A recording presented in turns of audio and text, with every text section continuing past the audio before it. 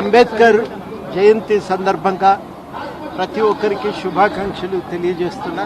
135వ జయంతి ఇవాళకి ఇంకా అంబేద్కర్ ఆలోచనలు మాత్రం ఇంకా నూతనోత్తేజంతో మన మధ్యలో సజీవంగా మిగిలే ఉన్నాయి. అవి అంబేద్కర్ కోరుకున్నది ఒకటే, సమానత్వము, సామాజిక న్యాయం, ప్రజాస్వామ్యం, స్వేచ్ఛ పునాదుల మీద ఒక సమాజాన్ని, భారత సమాజాన్ని పునర్నిర్మించాలని కోరుకున్నాడు. నిచ్చెన మెట్ల కుల వ్యవస్థ పోవాలి, సమానత్వాన్ని మనం సాధించాలి అని ఆయన ఆరాటపడ్డాడు.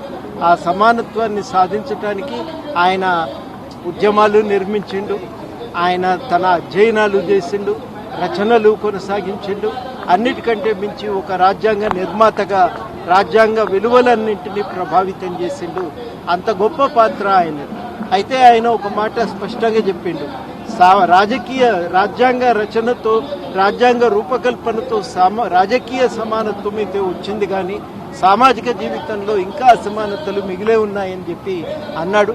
ఆ సామాజిక జీవితంలో ఉన్న అసమానతలను, మన దేశంలో పేరుకొనిపోయి ఉన్నటువంటి అసమానతలను నిర్మూలించడానికి మనం ప్రయత్నించాలన్నాడు. ఆయన స్పృశించని అంశం లేదు. ప్రతి అంశాన్ని ఆయన నిరంతరం స్పృశించి వాటిపైన తన అభిప్రాయాలు వ్యక్తం చేసి ఉన్నాడు. అట్లా అంబేద్కర్ ఇవాళ ఆశ్చర్యం అనిపిస్తుంది.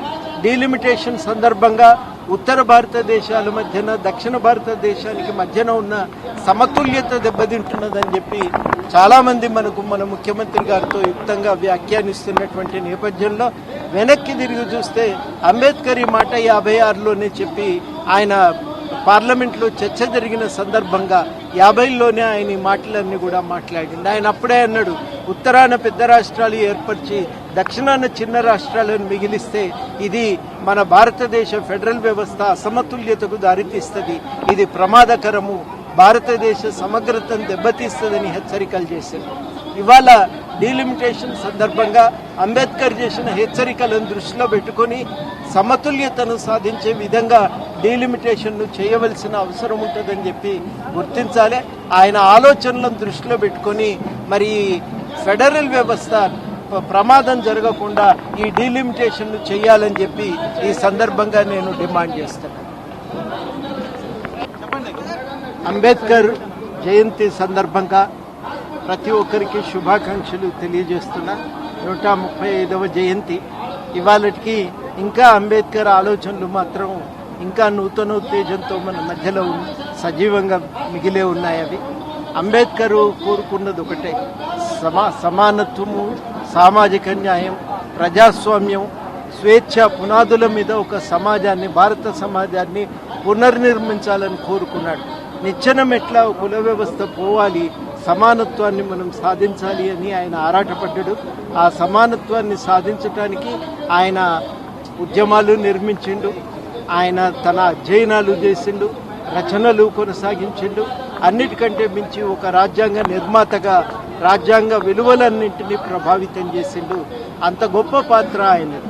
అయితే ఆయన ఒక మాట స్పష్టంగా చెప్పిండు, రాజ్యాంగ రచనతో, రాజ్యాంగ రూపకల్పనతో రాజకీయ సమానత్వం అయితే వచ్చింది, కానీ సామాజిక జీవితంలో ఇంకా అసమానతలు మిగిలే ఉన్నాయని చెప్పి అన్నాడు.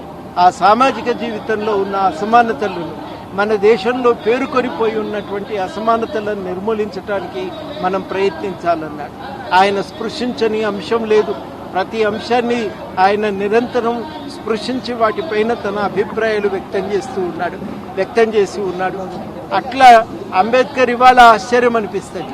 డీలిమిటేషన్ సందర్భంగా ఉత్తర భారతదేశాల మధ్యన, దక్షిణ భారతదేశానికి మధ్యన ఉన్న సమతుల్యత దెబ్బతింటున్నదని చెప్పి చాలా మంది మన ముఖ్యమంత్రి గారితో యుక్తంగా వ్యాఖ్యానిస్తున్నటువంటి నేపథ్యంలో వెనక్కి తిరిగి చూస్తే అంబేద్కర్ ఈ మాట 56లోనే చెప్పి, ఆయన పార్లమెంట్లో చర్చ జరిగిన సందర్భంగా 50లోనే ఆయన ఈ మాటలన్నీ కూడా మాట్లాడింది. ఆయన అప్పుడే అన్నాడు, ఉత్తరాన పెద్ద రాష్ట్రాలు ఏర్పరిచి దక్షిణాన చిన్న రాష్ట్రాలను మిగిలిస్తే ఇది మన భారతదేశ ఫెడరల్ వ్యవస్థ అసమతుల్యతకు దారితీస్తుంది, ఇది ప్రమాదకరము, భారతదేశ సమగ్రతను దెబ్బతీస్తుందని హెచ్చరికలు చేశారు.